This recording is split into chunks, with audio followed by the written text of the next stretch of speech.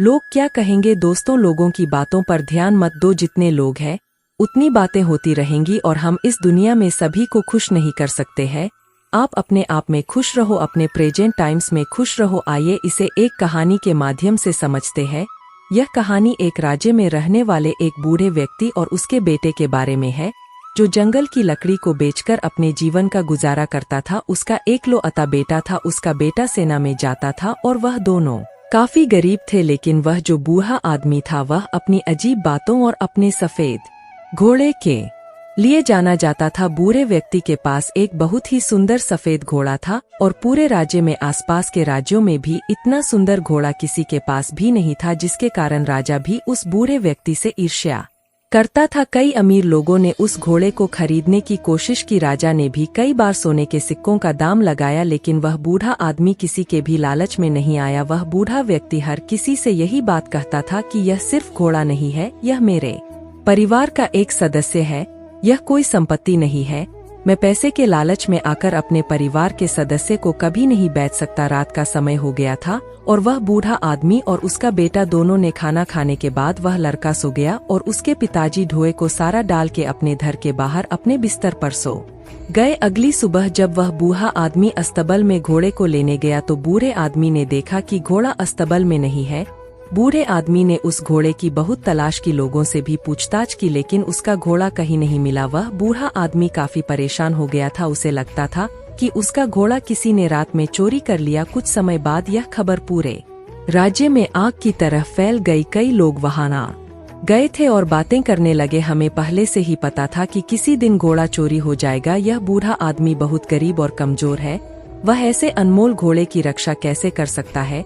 उन भीड़ में से एक आदमी ने हंसते हुए कहा, घोड़े के जाने जा सदमा आप बर्दाश्त नहीं कर सकते, आपको बहुत दुख हुआ है। वह घोड़े इकलौता आपके कमाई जा जरिया था, आपका इससे बुरा भाग्य और क्या हो सकता है।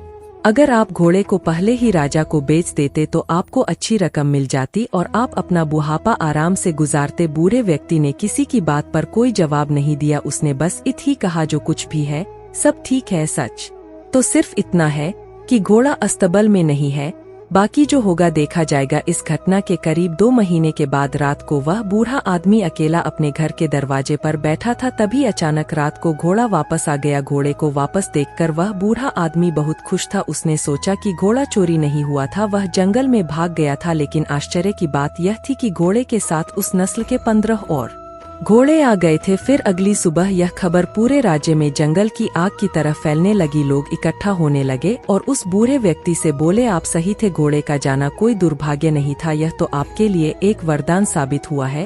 आपके पास अभी एक नहीं 15 और घोड़े हैं, आपकी किस्मत अब बदल चुकी है, अब आप घोड़ों के व्यापारी बन सकते हैं। वह बूढ़ा आदमी शांत रहा और बोला, सच तो यह है कि घोड़े के साथ 15 और घोड़े आ गए हैं, जो कुछ भी है सब ठीक है, आगे जो होगा देखा जाएगा। उस बूढ़े व्यक्ति के बेटे ने जंगली घोड़ों को वश में करना सीखना शुरू किया, लेकिन घोड़े जंगली थे तो जल्दी वश में नहीं आ रहे थे। लेकिन सिर्फ 3 दिन के बाद लड़का जंगली घोड़े पर बैठकर घोड़े को वश में करने का प्रयास कर रहा था, पर वह घोड़े से नीचे गिर गया और उसे काफी जख्म भी लगे थे और उसके पैर की हड्डियां टूट गई। बूढ़े व्यक्ति ने देखा कि उसका बेटा नीचे गिरा पड़ा और वह दर्द से चिल्ला रहा है और फिर कुछ लोग उसे वेद जीजे पास ले गए। लोग फिर इकट्ठे हुए और दुखी होकर बोले, आपके साथ बहुत बुरी चीजें हुई है। 15 घोड़े मिलना कोई आशीर्वाद नहीं था बल्कि अभिशाप था। आपके इकलौते बेटे का पैर टूट चुका है, अब उसकी शादी कैसे होगी। गरीब आदमी बदकिस्मत है। लेकिन वह बूढ़ा आदमी लोगों की बातों से प्रभावित नहीं हुआ। उस बूढ़े आदमी ने कहा, सच तो यह है कि बेटे ने एक पैर खो दिया है, यह भी सच है कि अब मुझे उसके बुढ़ापे में उसकी मदद करनी होगी। लेकिन जो कुछ भी है सब ठीक है, आगे जो होगा देखा जाएगा। कुछ समय बाद राजा के पड़ोसी दुश्मनों ने एक विशाल सेना के साथ राज्य पर हमला कर दिया। राजा को अपने सेना को तैयार करने का भी समय नहीं मिला। राजा की सेना अचानक हुए हमले के कारण कमजोर पड़ने लगी, इसलिए राज्य के सभी युवाओं को भी ना चाहते हुए जबरदस्ती सेना में ले लिया गया। राजा और उसकी प्रजा युद्ध दुश्मन का सामना कर रहे और दूसरी तरफ लेकिन उस बूढ़े आदमी का बेटा बच गया क्योंकि वह लंगड़ा था। लोग रोते हुए बूढ़े आदमी के घर जमा होने लगे। लोगों ने उनसे कहा, आप सही थे, आपके बेटे का टूटा हुआ पैर आपके लिए आशीर्वाद साबित हुआ है। उसे युद्ध में नहीं जाना पड़ा, लेकिन हम सभी बहुत परेशान हैं।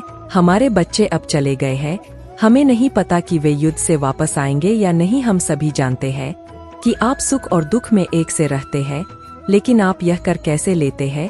बूढ़े व्यक्ति ने कहा, सबसे पहले सच को समझो। सच सिर्फ इतना है कि तुम्हारे बेटे मातृभूमि की सेवा करने गए हैं। शायद यह तुम्हारी इच्छा नहीं थी, फिर भी वे चले गए। यह दुर्भाग्य है या सौभाग्य कोई नहीं जानता। वह आगे बोला, जब तक आप लोग चीजों को अच्छा या बुरा कहने की आदत नहीं छोड़ेंगे तब तक आप परेशान होते रहेंगे। भाग्य की देखभाल क्यों करनी है?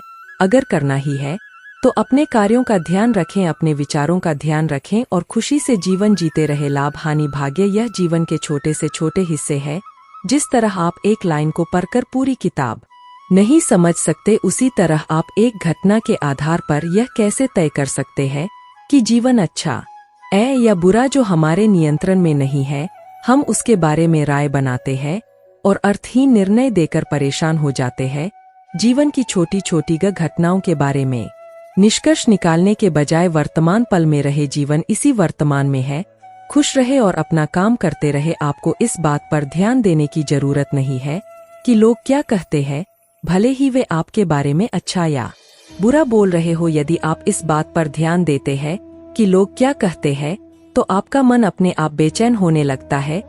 इसलिए आपको अपने जीवन के महत्वपूर्ण कार्यों पर ध्यान देना चाहिए, जो आपको हमेशा आंतरिक खुशी देगा। बूढ़े आदमी के शब्दों ने लोगों को सोचने पर मजबूर कर दिया। शायद बूढ़ा सही था, लोगों को अपने बेटों की फिक्र तो थी ही, लेकिन अब उन्हें यह उम्मीद भी थी कि वह युद्ध जीतकर वापस जरूर आएंगे। साथ ही उन्होंने यह भी समझ लिया था कि जीवन में हर घटना एक कारण से होती है और अच्छे या बुरे फैसले समय के साथ बदल सकते हैं। सबसे जरूरी है कि वर्तमान में जीना और अपना कर्म करते रहना। और उसके बाद करीब 2 दिन बाद राजा यह युद्ध जीत गया, लेकिन उस युद्ध में काफी सैनिक और वह नौजवान घायल हो चुके थे। सब लोग उन्हें वापस देखकर बहुत खुश थे और वह बूढ़ा आदमी और उसका बेटा दोनों वर्तमान में आराम से जीने लगे। दोस्तों, इस कहानी से हमें यह सीख मिलती है कि लोगों की बातों पर ध्यान मत दो। जितने लोग हैं उतनी बातें होती रहेंगी और हम इस दुनिया में सभी को खुश नहीं कर सकते हैं। अपने आज में खुश रहो, अपने प्रेजेंट टाइम में खुश रहो। इसीलिए जो आपको सही लग रहा है, जिसमें आपका फायदा है, उस बात का अपने दिमाग के आधार पर सही फैसला लो। लोग आज कुछ कहते हैं तो कल कुछ और, इसीलिए हमें लोगों पर नहीं बल्कि अपने काम पर ध्यान देना है, अपनी मंजिल पर ध्यान देना है और आगे बढ़ते रहना है।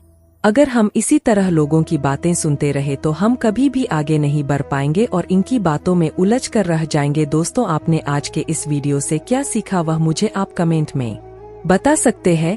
इसी के साथ में उम्मीद है कि आपको आज की वीडियो पसंद आई होगी, तो इस वीडियो को उस इंसान को शेयर करें जिससे यह कहानी सुनने की जरूरत है और उसी के ठीक बाद चैनल को सब्सक्राइब करें। तो चलिए फिर मिलते हैं ऐसी एक और नई वीडियो में एक नए मैसेज के साथ। तब तक के लिए अपना ख्याल रखिए। धन्यवाद और नमो बुद्धाय दोस्तों।